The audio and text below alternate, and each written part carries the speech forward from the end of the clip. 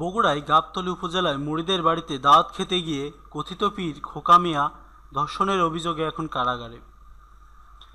গাবতলী থানার ভারপ্রাপ্ত কর্মকর্তা ওসি রিয়াজউদ্দিন আহমেদের ভাষ্যমতে উপজেলায় কামারচট্ট গ্রামের খোকা মিয়ার এলাকায় বহু ভক্ত ও মুরিদ রয়েছে। কয়েকদিন ধরে তিনি ভক্তদের বাড়িতে দাওয়াত খেয়ে বেড়াচ্ছিলেন। গত বৃহস্পতিবার উপজেলায় সোনারায় ইউনিয়নের একটি গ্রামে এক মুরিদের বাড়িতে জিকিরের আসর বসার কথা ছিল।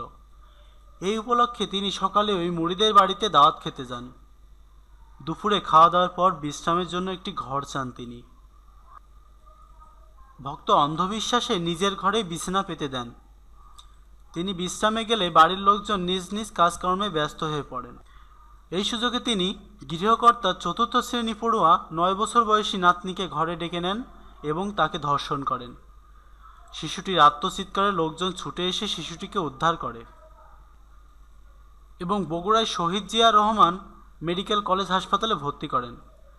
আর খোকা মিয়াকে গাছের সঙ্গে বেঁধে গণধোলায় ও মাথা ন্যাড়া করে দিয়ে পুলিশে সোরপাত করেন।